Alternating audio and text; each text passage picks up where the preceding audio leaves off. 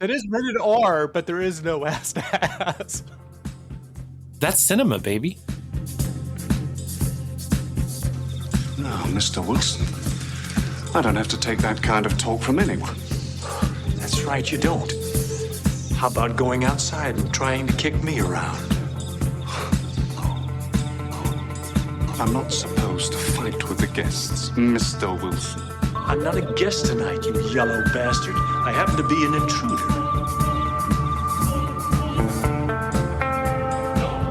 Hello and welcome to The Good, the Pod, and the Ugly, a film podcast where we do deep dives on the filmographies of notable directors, actors, or in season 15, our previous season, we did a whole season about the squib.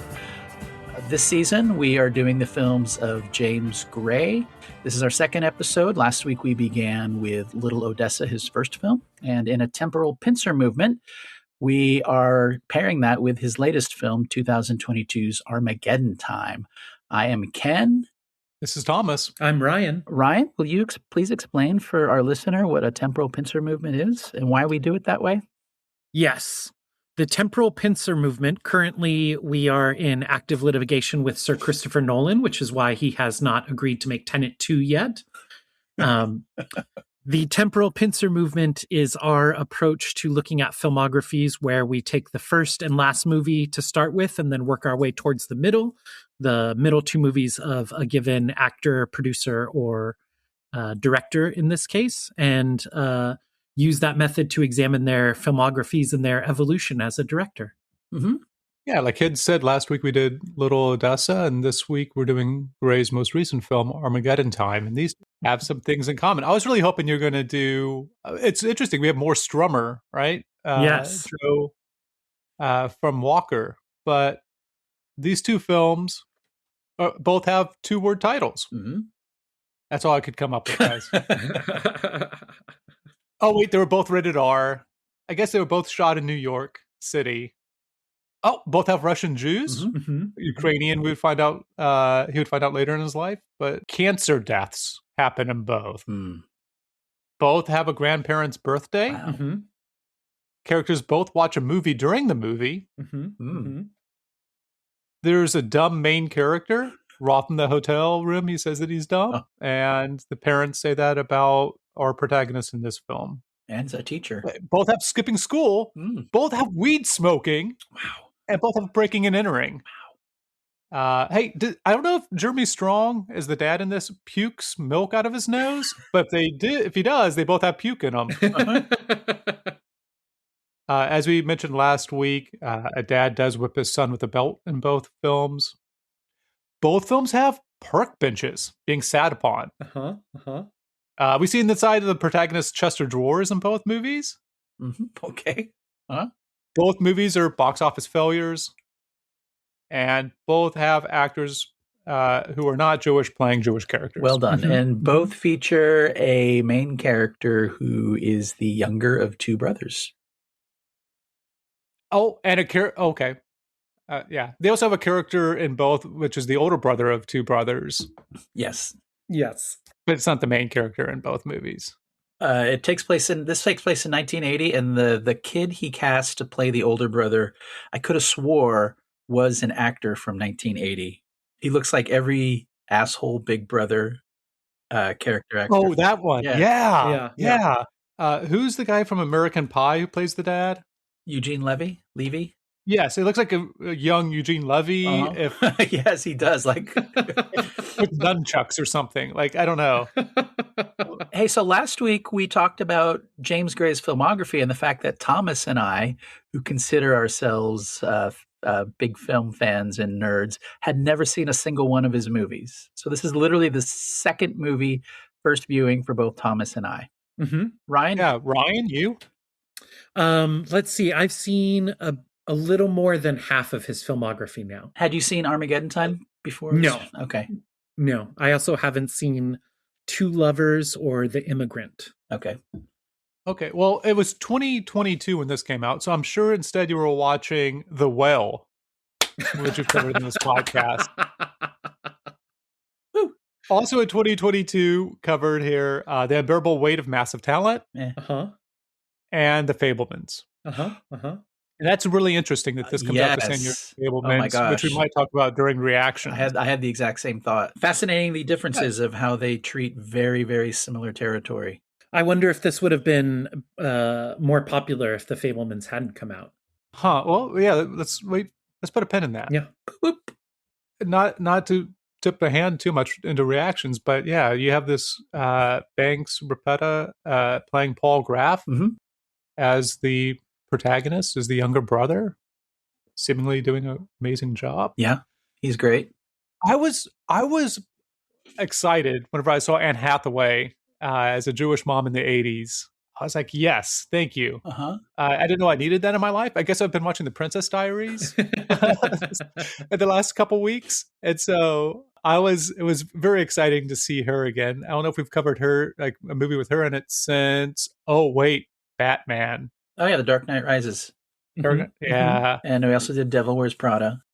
And then, yeah, of course. Yeah, that was a big episode for us. I guess Odin is also in this movie with Catwoman. We have Anthony Hopkins as the grandfather. Yep. And I mentioned it earlier, Jeremy Strong as the dad. Jeremy Strong, who played Ken in Succession. Yes, that's true. And hopefully we'll make an appearance in the MCU or DCU one day, because I just want to see him really get immersed in that sort of that'd be Jared Leto levels of immersion. Yes, exactly. I didn't realize that he was in Zero Dark 30. Oh, really?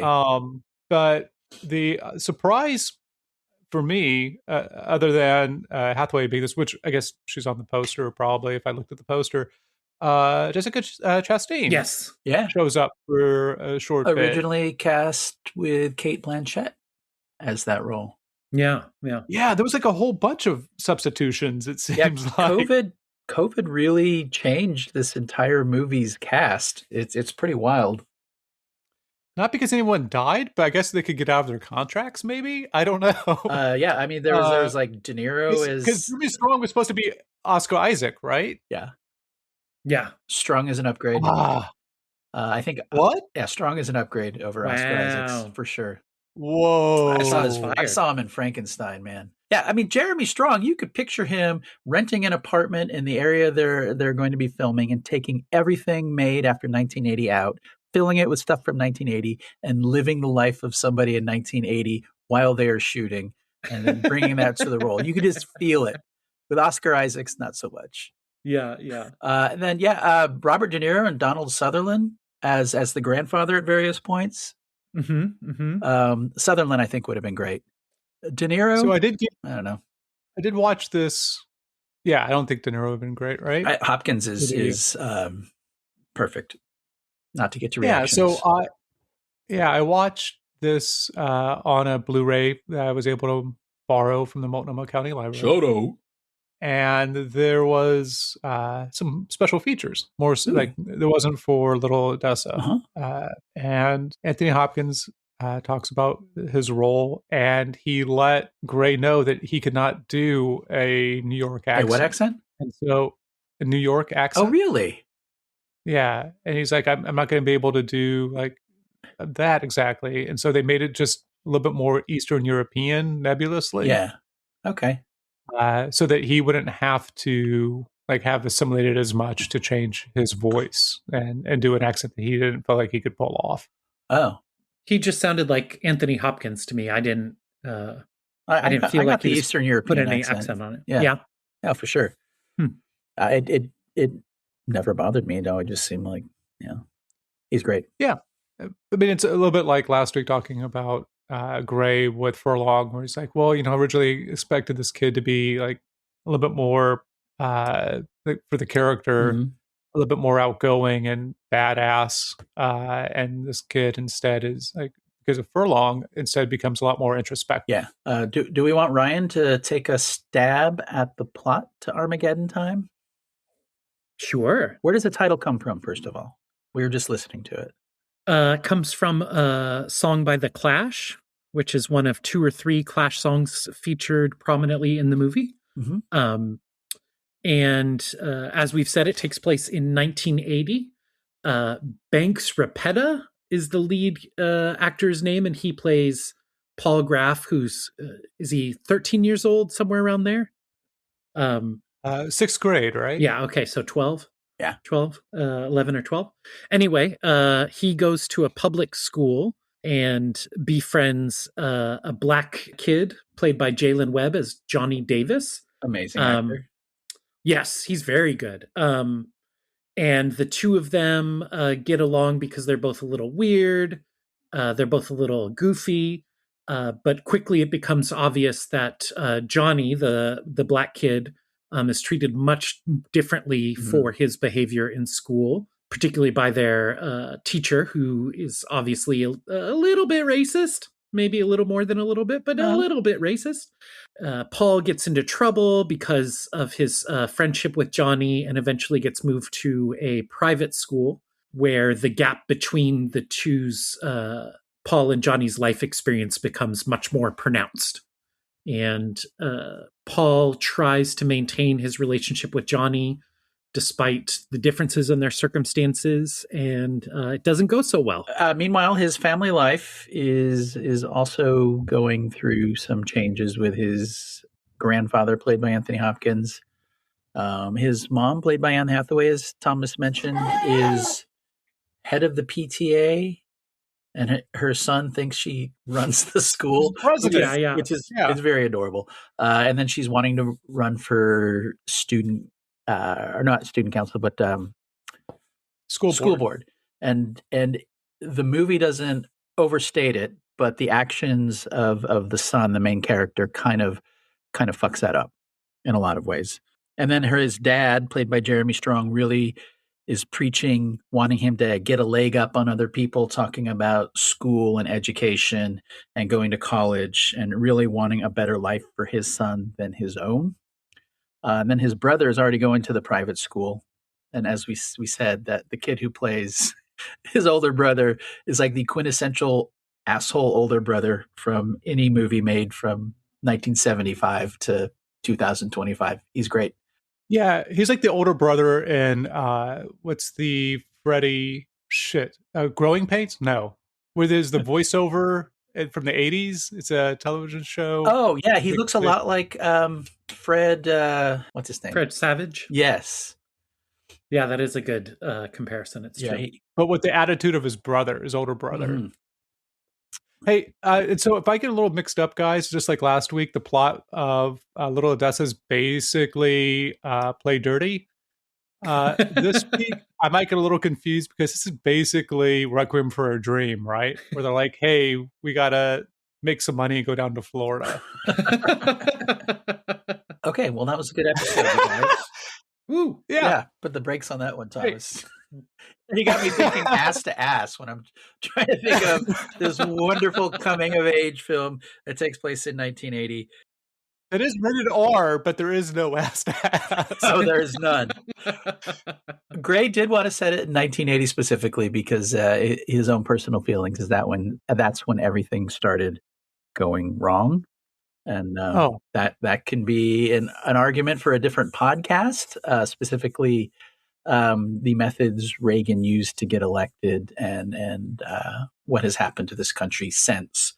And that's not just Ken on a soapbox. The movie is towards the very end, the election of Ronald Reagan. In 1980. And it's mentioned throughout the film that he's running. Yeah, and then like real life stuff that Gray went through with like Fred Trump and Donald Trump's older sister coming in and giving a speech to the school.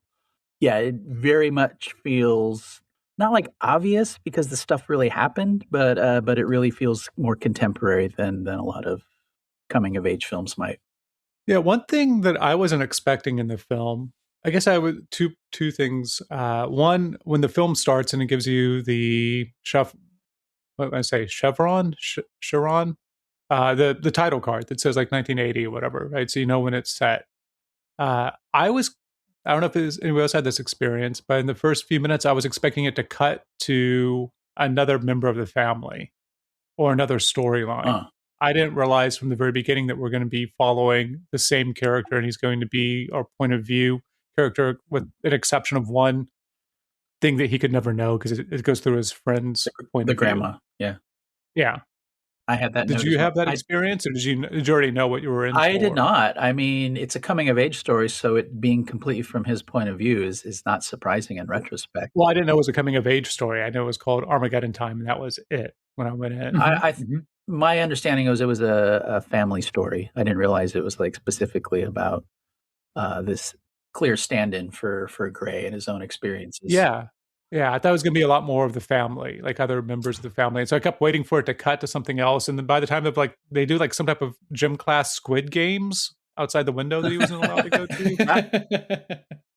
And I was like, oh, I think we're stuck with just hanging out with this kid for the whole movie, or like that's what the movie's going to be. And then the second thing I wasn't expecting is that I'm locked in. I'm like, cool. They go on field trips, second week of class. Makes sense. They go into the Guggenheim. And then there's a dream sequence or like a fantasy sequence.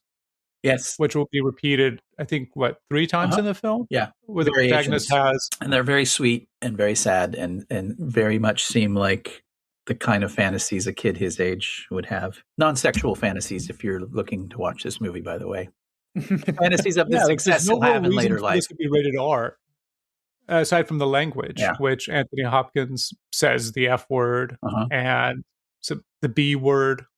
And I don't know if you get an R rating for it, but the N word's also used. It is brutally. It's brutal to hear the N word in a movie these days because it's mostly scrubbed out. But when it's used effectively, it's as effective as any curse.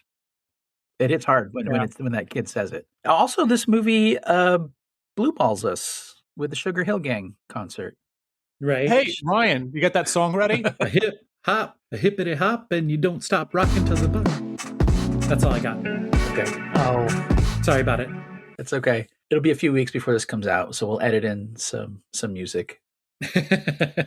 I did think it was interesting about the N-word usage. So watching Little Odessa last week, a couple of the characters used a Yiddish term that I wasn't familiar with. I believe schwarzes. Yeah. And that is the evidently the Yiddish version of the N-word. So it was deployed very subtly in Little Odessa in the sense that probably most of the audience didn't know what they were talking about. But well done. In this movie, they make it more explicit. Well, but the big difference I feel like between those two is that in Little Odessa, one thing I had a critique of and didn't mention last week, or was interesting to me, is that there are no people of color, I think, in the film at all. Right. And it's New York City. And so I'm like, how? Like, what? How did you manage that, Gray? Yeah. It almost feels intentional. Yeah. So with this film, I was like, oh, interesting. But the difference here is that you have systemic racism, and then you have like a little bit more overt racism. But the Hathaway makes it very clear that she doesn't like talk like that, even though she might still harbor racist thinking. Right? It's not something that it's not just for politeness. Mm-hmm. It seems like it's an ethic that the grandfather Anthony Hopkins even has. Right? That we're Jewish and we're also a minority. We can't just we're all fighting each other at some level to for the scraps that are left. Mm-hmm. But we're not going to be. We don't talk like that. We don't have those type. We don't harbor those type of thoughts or encourage them. Versus Little Odessa, where it's just it's thrown out because they are shitbags. Yeah, who are going around killing people. One of the things I think there are a lot of echoes of Little Odessa in this movie, or perhaps just overlaps in the subject matter. But early on in Little Odessa, Tim Roth asks his younger brother, played by Eddie Furlong, if he has any friends, and he says Eddie Furlong responds that they're all Schwarzes and he's not supposed to hang out with them.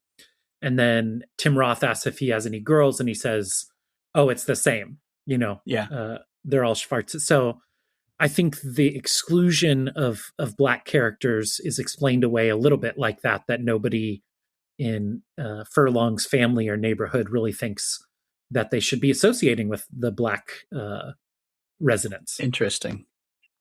Sure. I don't remember that exactly. I remember him saying something. I thought he said they were schmucks, but maybe he said Schwarzes. It's surprising just on camera not to have anybody in the background. You know how I love a city scene? Yeah. how I love like the opening of Dog Day Afternoon.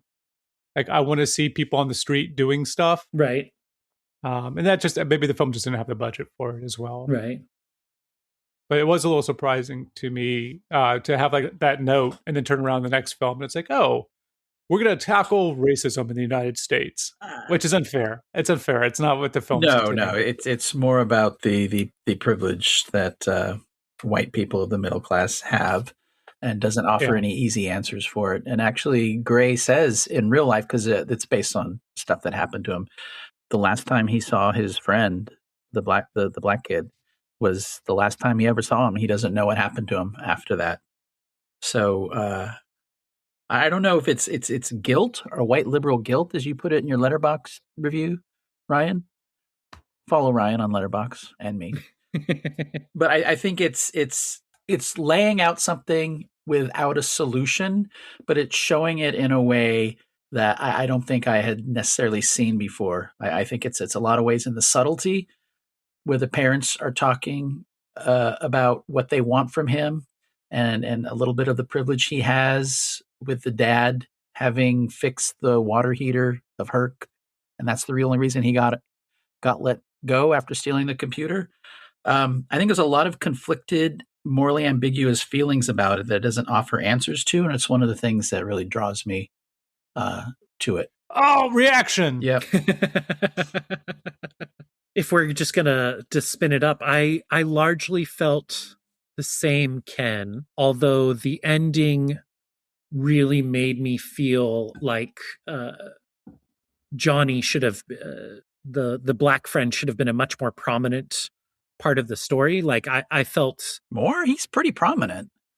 I felt like we should have known just as much about his life as we know about Paul's. If you really wanted to properly tackle the disparities in the treatment of people of different races at this period of time, it felt it's from the other kid's point of view, though.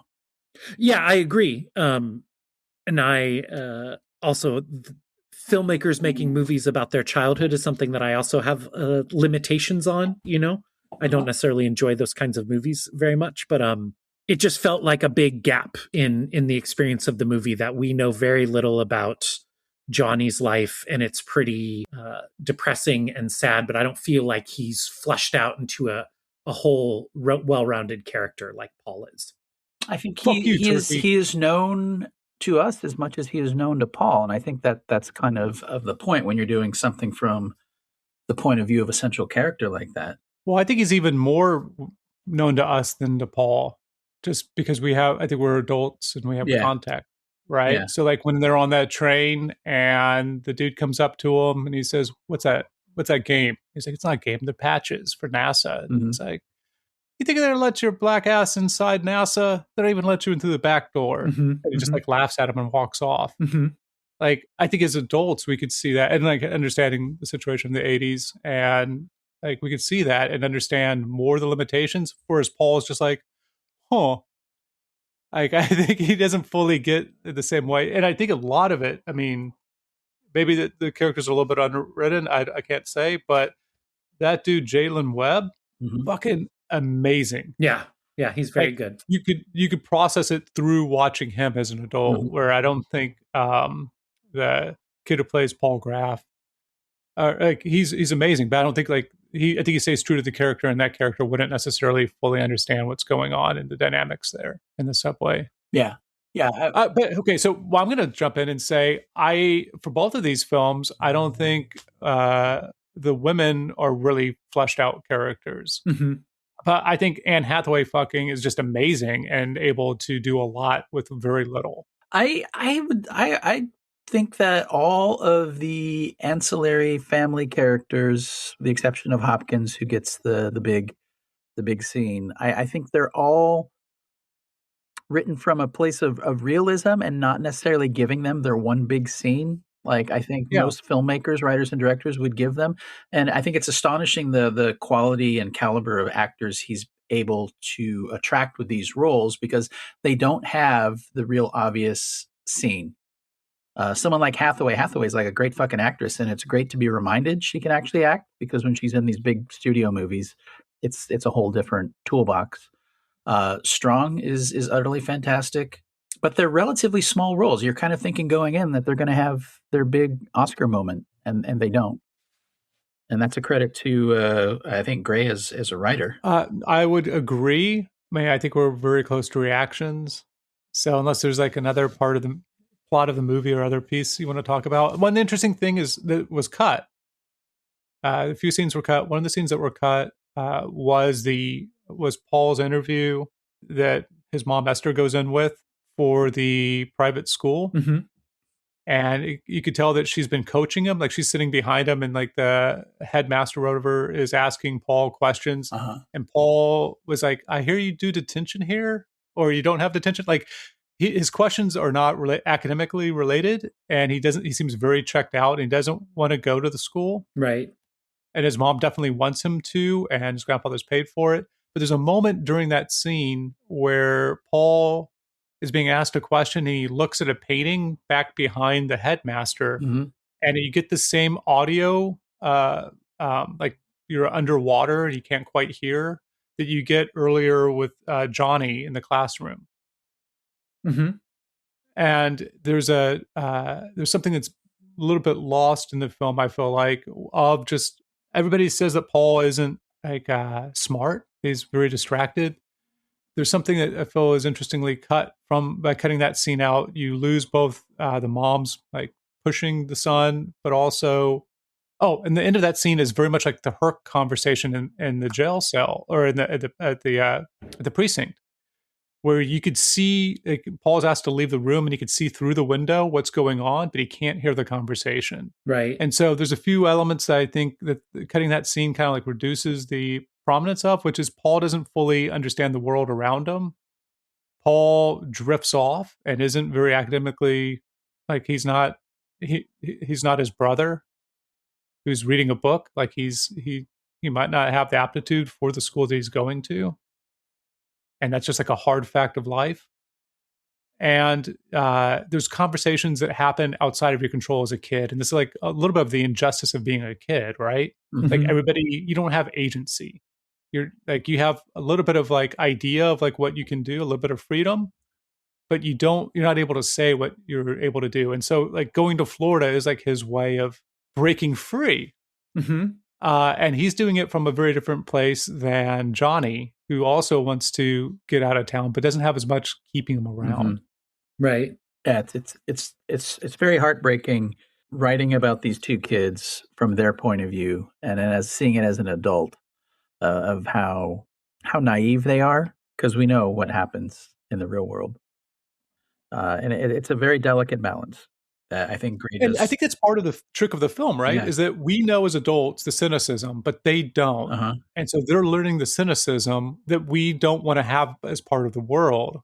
That we try and keep them from as long as possible, as parents, anyway. And it doesn't necessarily have to exist, but kind of does exist. And so we get in a cycle of like supporting the thing that we don't want to support. But when you look at a kid, I would imagine as parents, you see like potential there in their innocence. Yeah.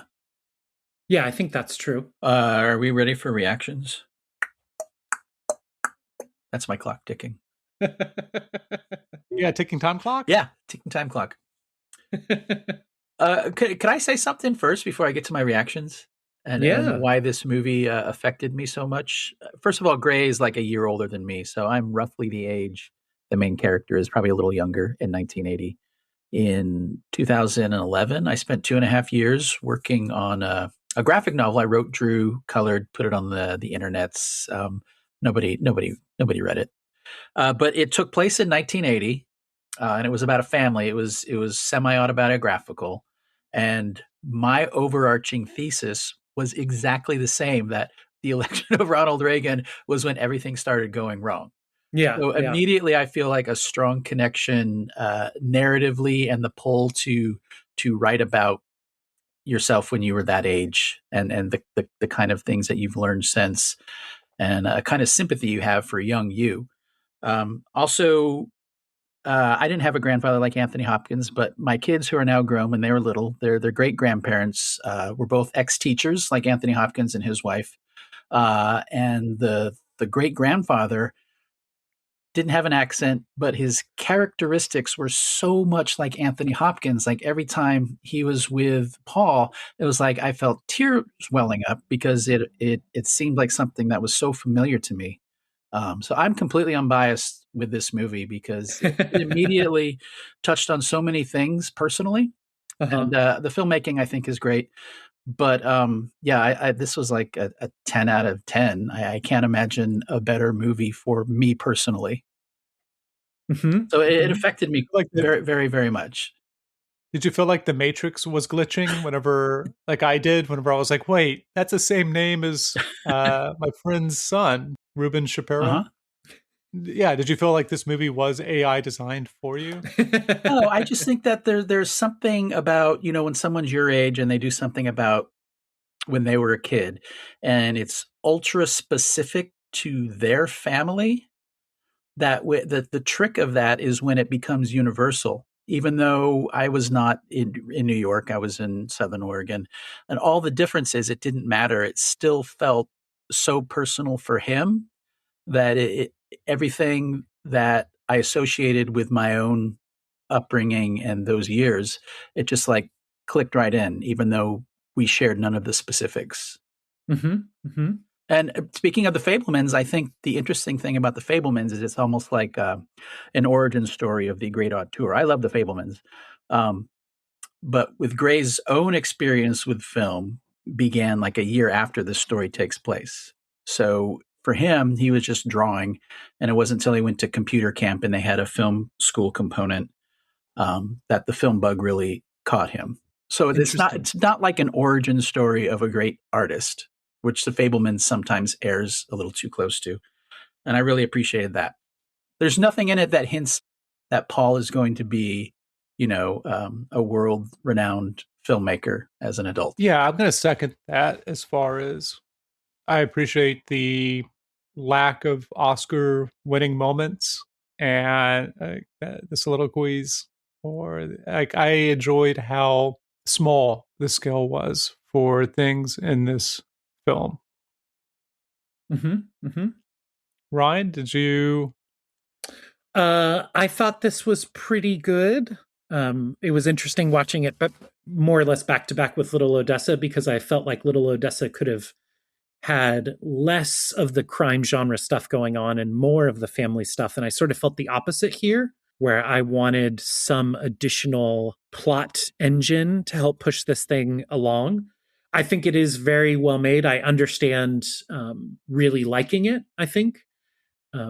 I think that intimacy and having seen a lot more of Gray's work than you all have so far, I think that's what holds him back from being a more prominent filmmaker, for better or worse, is his films are very intimate and insular. And if you can't get on his level, then they just don't work as well, because he's not going for the big Oscar scenes, because he's not trying to make something that's broadly accessible. And I admire that approach more than I enjoy watching it. And I just, for whatever reason, when filmmakers make films about when they were little kids, they bounce off me compared to other kinds of movies. If this was even just a little bit further distanced from his experience, like featuring Johnny more prominently or explaining a little bit more about the politics of the time, I think it would have hit harder for me. Ken, this is uncanny. So last week, I was talking about the size of the city, and you're like, oh, let me look at my notes. And you had the same kind of note. Yes. I'm looking at my notes right now, and I said, I think this film is a strange creature because there's not enough drama for a play. There's not enough concept for a streaming service. So maybe it could be a book or a movie, or maybe best, a graphic novel. Wow. And I was wrestling with this film. Like 50 minutes in, I paused it. I made myself a cup of coffee because I felt like it's a cup of coffee movie. Fair. Not because I'm not going to fall asleep like Jack necessarily, but I was just like, I want to be a little bit more awake. Like I'm reading a book when I watch this film. And my partner asked, hey, how is it? It sounds like a lot of Jewish people yelling at each other. I was like, yeah, it's fucking great for that. Like that's why when there's dinner table scenes, everyone's just talking to each other. Yeah, that was interesting. Man, and that's I love like in a movie where you could talk over each other and just has that sense of family and chaos and multiple conversations going on. Yeah, he's really good with scenes with more people in it, obviously, in 2022. Particularly not putting too much of a button on it, but when the classroom, whenever he's in the public school, and in the background, every white kid is passing notes, if you've noticed, but the teacher keeps focusing on the one black kid. Yeah. That there's a couple black kids in there, which I appreciate. He focuses on the one black kid, Johnny. But you can see whenever they're working, it's like there's activity, but it's not in your face activity. It's a subtle kind of activity that kids do in class, but the teacher only picking on the black kid is amazing bit of visual film language that I appreciate. So I think one of the things I was struggling with is that this is a rated R film. And so I'm like, well, who's the audience then? Yes. Is it only, right? Because it seems like it would be great to have this seen by somebody who's just over the age of the protagonist. And so I was wondering, like, is this just about nostalgia, or because it's not really like I didn't think it was an issues piece, right? It's not trying to make a statement strongly about the conditions of either Paul's family or his friend. And it's not a romp like in Eastwood, like Eastwood and his son went out in Honky Tonk Man. It's a coming of age story. And I think the thing that I felt closest to, maybe, which I liked more because it was closer to my upbringing, was mid-90s, the Jonah Hill movie. Oh, interesting. I haven't seen that one. Okay. Yeah, I'm curious. I know that Ken has. No, I have not. Oh, you haven't? No. Oh, shit. Do I need to see Well, it? maybe we should do, after next season, we should go back to Side Hustle. Okay. Or a one by one. Yeah, so the mid-90s, it's skater culture, and it just follows around a kid who kind of who's the youngest of this group that he works his way into a bunch of skaters. And it's not like kids, it's not gritty. It's a lot of like, right, I guess he's maybe a year or two older than Paul in this film, but it's just that pubescence, coming of age, almost over a summer, if I remember right. Maybe it's 1 year. And it's just done with the same type of discovery and joy that's somewhat lacking in this film, because we have the grandfather's death, and we have the mom's grieving, and we have a dad who's complex versus just being a single mom, like a kid of a single mom. One of the great things about the third act of this movie, speaking of the funeral, is that Anthony Hopkins, it's his last scene where they set off the rocket, and he tells his kid, you gotta fight when the other kids are calling the other kid the N-word, etc. So you think there's going to be a moment, and he kind of tries it, but the system keeps pushing back to him, saying, well, no, you're not the problem. It's the black kid that's the problem. So even his mild effort meets with failure, even though you're expecting him to have that big moment.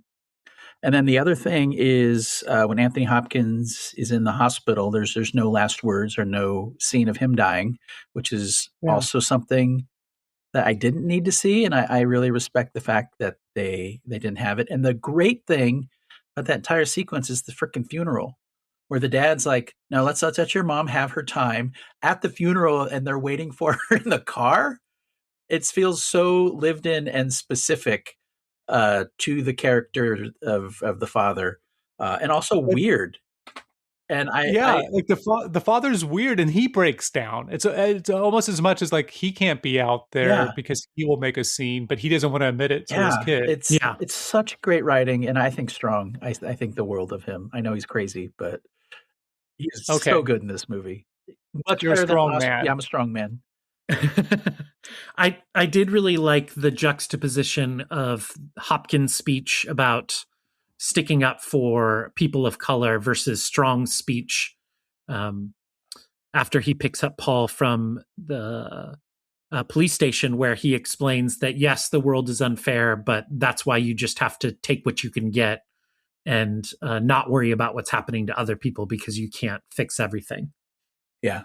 I thought those were really powerful moments. Well, I mean, one thing I thought you left out there, Ken, just during that whole sequence is that the Hopkins character, the grandfather, goes to the park with a specific thing that he wants to tell Paul. Mm-hmm.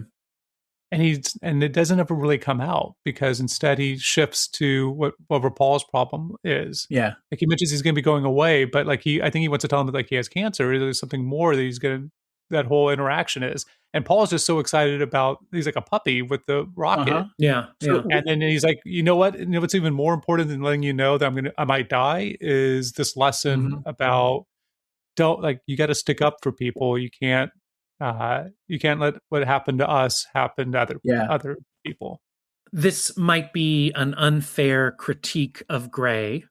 And I normally don't like pulling in extra textual things when reading a movie, but based on those conversations and how they seem to resonate with Gray, with Paul as the character, and presumably with Gray as the writer and director, his other movies don't prominently feature Black actors. He's never really talked in his films about those kinds of racial dynamics. So I felt it was kind of weird that was the crux that this whole movie sort of turned on, when there's no evidence in his other work that this is something that he cares about.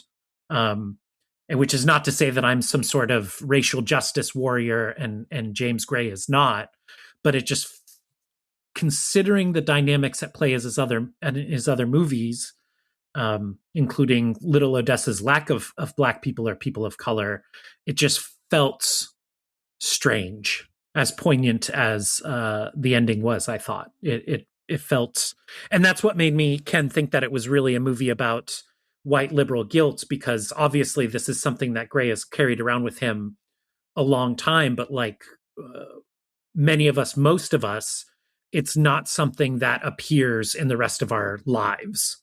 You know, it's a dirty feeling that we are ashamed about things that have happened or things that we've seen or what we know about the world as it is. But that's not manifest in his work outside of this. Reading the interviews with him, how humble of a guy he is and how lucky he knows he is.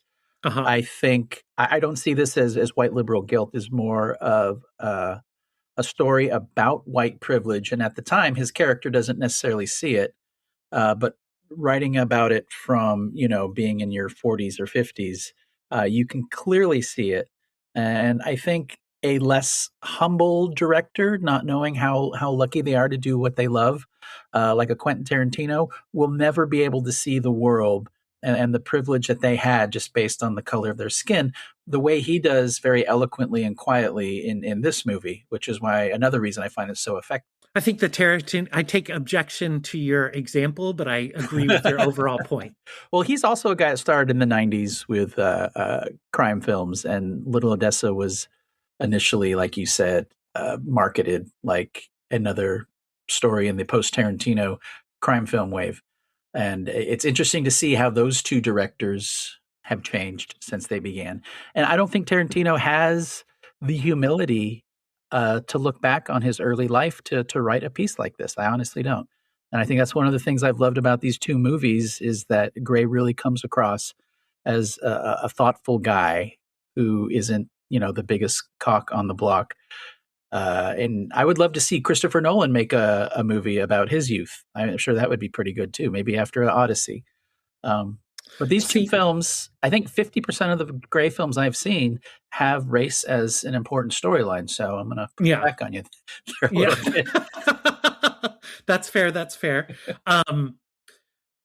Echoing what I was saying about wishing there was more genre infused in this sort of story. Personally, I feel like The Hateful Eight says a lot more about racial dynamics in America and goes a lot deeper on the subject, even though it's a Western set in the, after the Civil War, and has all sorts of, blood and guts and violence. I think Tarantino really gets at the heart of that stuff a little bit more. I mean, aside from defending Tarantino. Don't you, Ryan, ascribe to some type of either maybe it's Ebert, maybe it's Siskel, I think it's Ebert, view of movies of like what the intention was, and it's successful at that. Because I don't think Gray's trying to make an issues piece. I think instead he is dealing with a character who's starting to understand the way that the world's stacked and issues. But it's not trying to take on race. Yeah. I felt like all of the political references and the focus on Johnny's treatment as a black kid being bussed into this white world for school, etc. I thought he really was trying to, I guess I won't say that I thought he was. I was confused about the level of specificity that he was trying to inject into the movie regarding politics and racial dynamics, because there is the Fred Trump appearance. We do get the Ronald Reagan stuff. There is a casual mention of the busing programs that were prominent in liberal cities in the 70s. But none of that stuff, if you don't know what Reagan's policies were, then the stuff about his election isn't necessarily going to resonate. And there's no attempt to explain that stuff. Well, at the same time, just very quickly, Ken, I definitely want to hear what you have to say. To your point about Ebert, Thomas, that's why I said, like, I can see how this movie really works for people. It doesn't really work for me, but I think it's very well made. He's an incredible director. He has great instincts with his casting. And just the fact that he found this Paul Graff, the kid who plays Paul Graff, who can hold his own against Anne Hathaway and Jeremy Strong and Anthony Hopkins. Amazing, right? Yeah, it's a really, really well-made movie. It just doesn't hit me in the guts the same way it hit Ken in the guts, you know? So I was going to say, going back to our Christmas episode and The Passion, you and I watched Apocalypto. Yeah.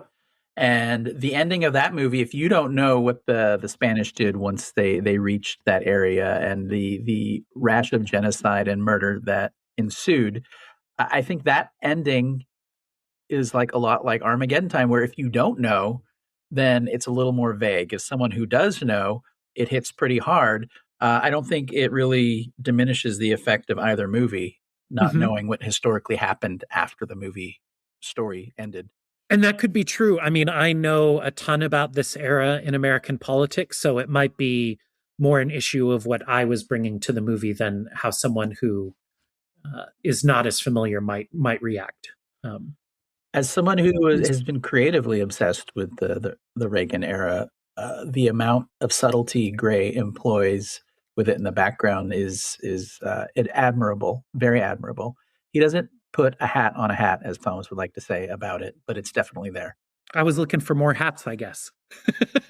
Fair enough. But I definitely see what you're saying. I enjoyed the dream sequences, the fantasy sequences, because they were so basic at some level. Like, they weren't very imaginative. Yeah. Like they felt like very much what a dumb kid would think as something to have a bit of a fantasy. Yeah, and they weren't stretching too much. I do object as a stylist to having Johnny's flash to him and his grandmother. Like, there's no reason to have that in the film from where I'm at, and it breaks your point of view. Yeah, that was one. It's enough that he. That was it's enough that he has. Yeah, it's enough that he has like the bleeding foot, and then they're gonna make him smash mashed potatoes because he shot heroin in his arm. No, that's the other movie. No, it like that. That's crazy, right? Where he's like, when he's like bleeding out of his feet, and it's like, what's going on? I'll get you some. Those two kids' dynamic is just amazing. Yeah, to see on camera, right? Where one's a little bit, definitely has ADHD. Is a little hard to focus, and also doesn't know how to like. Yeah, I mean, neither of them know what to do in that situation. Yeah, and they're trying to figure it out as far as medical care, but also, what are you gonna do? You're just running away from the authorities. You're gonna be living in my dad's treehouse. It's also, I think, what's the writing there? Because right before, like, whenever Johnny first sees the treehouse, like the treehouse that's not in a tree, wherever this playhouse. He's like, your dad built this? It has a window? Uh-huh. Like, but something happens right before that in the film where you're a little bit on, or I think you're supposed to be on Paul's side a little bit about how bad his dad is. Yeah. But that his dad has built him this amazing fucking thing and he's not appreciating it. Mm-hmm. Understood. I've been there. Yeah, I think it really does capture well that all of the adults in Paul's life really do really do want what's best for him. And they all have a little bit different idea of what that is, but they kind of think they're all on the same page, which is part of Paul's confusion, I think. And well, my confusion, I guess, at the end, Jelly Bean, is how do we does he really walk out of the school during the Thanksgiving dance? And what's the repercussions of that? Are we supposed to cheer, or is he doing a dumb kid thing, like trying to go to Florida? I think that's the one time in the movie that Gray's authoritarian impact is made clear, because that's him and those memories receding in a lot of ways. And it's that's how I took it, because it goes to like his room, his house, and everything, and it's like the camera's pulling back. When you like it to stay in. Well, it's like this is all memory now. I think it's great. It's not as obvious as Spielberg's and Fabelmans, which is one of my favorite Spielberg shots of all time, coincidentally. But Spielberg doesn't work in subtlety the way we've seen Gray in these first two films, particularly Armageddon Time. So they're different beasts in a lot of ways. I took from the ending that this was Gray signifying his walking away from elitism, and he's not going to be a doctor or a lawyer or a senator, as Fred and Marianne Trump suggest that everybody in the school should be. He's going to be much more ambivalent about his station in life, and I think that does show up in the movies he's made, which we will see. I mean, yeah. Of the two, yeah, I could do that. This is an interesting dynamic where I didn't realize how many of Gray's films I had seen until we started talking about how you guys, this is your first exposure. But so it's interesting to bring points of view to reading these first two movies that you guys simply haven't had exposure to yet, or familiarity with his larger career. Yeah, it's like you've read the book already and you know who done it, and we're still, or you finished the series. Yeah. And Ken and I are still wondering who's going to, I don't know, make it out of Squid Games. I am so excited about the rest of this season, y'all. It's so exciting, because I was telling my wife, she said, well, this Armageddon Time, so it was kind of a bummer like the other one. And I was like, man, get that shit in my veins. That's my favorite mode. Gray does love a good bummer. I don't think you'll be disappointed going forward. All right. Yeah. This is like discovering and talking about it at the same time. It's so fun. It's a great season already. Way to start off 2026. Yeah. Next week, what do we got? Is it the Yards? Yeah, and the Yards paired with Ad Astra. And Ad Astra. The Yards, one of his two Marky Mark collabs, right? Yeah, he says it's Joaquin and him. Is that right? Joaquin, I think, is in the next one, We Own the Night. He's in We Own the Night. And then Two Lovers. Okay. But there is another prominent in the Yards. Sorry, this is not great content. It hasn't been great content for about an hour, Ryan. It's fine. The Yards is... Oh, no, Joaquin is in the Yards. And We Own the Night is the same pairing again. So I stand corrected. Wow. The Yards is Joaquin and Marky Mark and James Caan, and We Own the Night. Cool. If I don't I'll make the joke now, so maybe it'd be funny by the time with repetition for next week and the 2 weeks after that. But one of the things that James Gray says about like having that kid actor, I guess in both movies, right? There's a kid actor, Furlong and Banks Repeta. He said, one of the best things you can do for these young actors or actors not very good is pair them up with somebody who's phenomenally good, like we said, Hathaway or Strong or Hopkins. And so maybe that's what we'll see with Wahlberg and Phoenix. I think Gray in these two films, I think you could see with like Little Odessa how well he works with a wide range of actors who come from different backgrounds and different original accents. that in a lot of ways it's a calling card for subsequent films where they look at his early film and see how well he works with these actors. It's one reason he keeps getting these amazing casts, other than Charlie Hunnam. I am very curious because this movie made nothing. Like I think maybe less than Black Hat.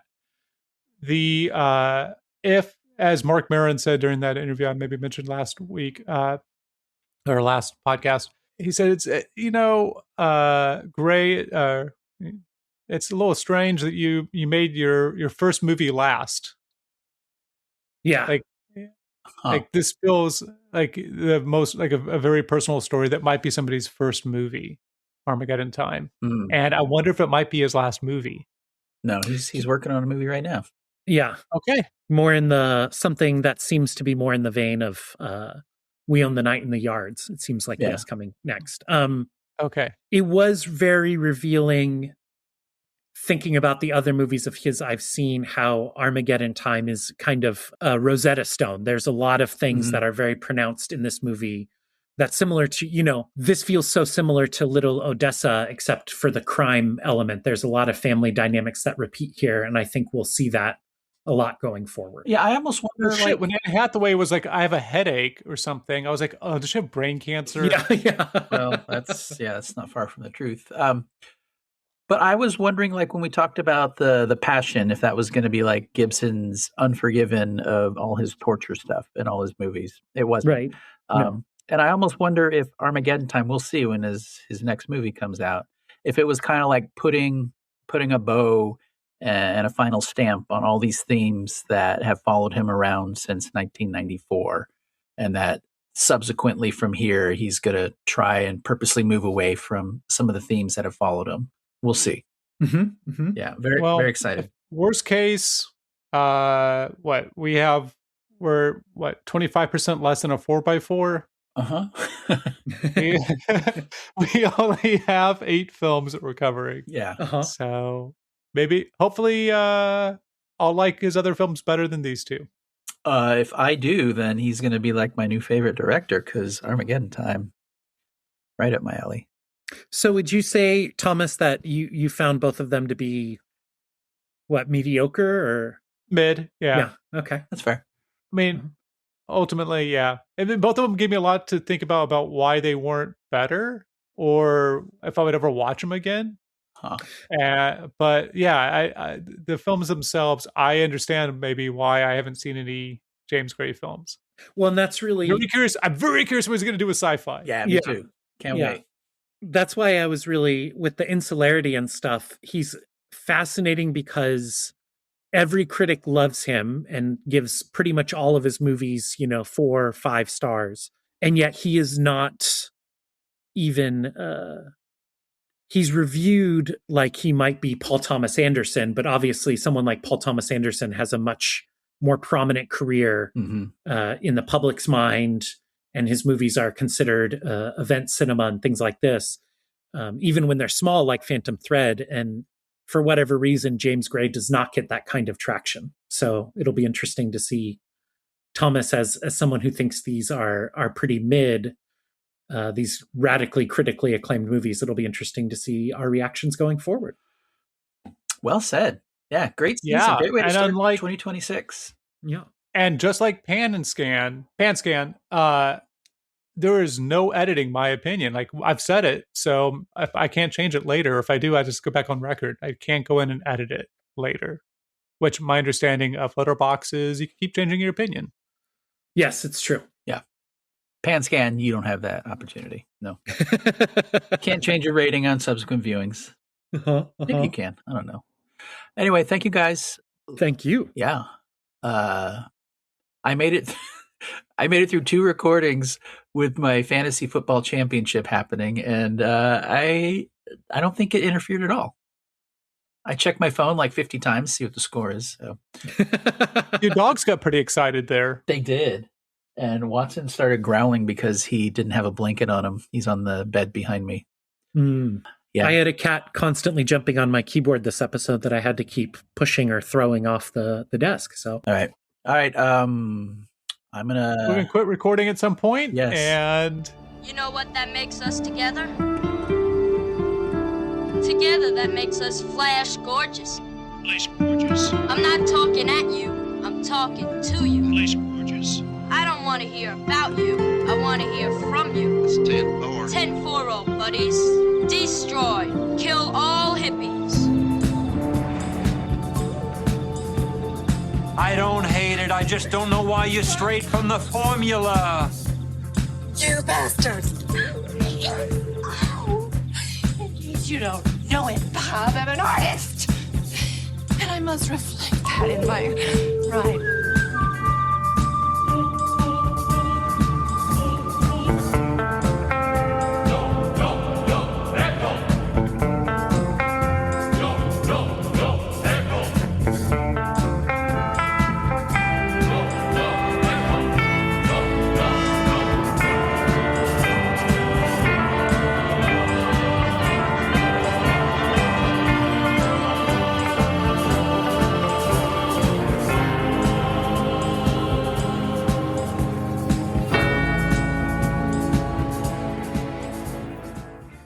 It hasn't been great content for about an hour, Ryan. It's fine.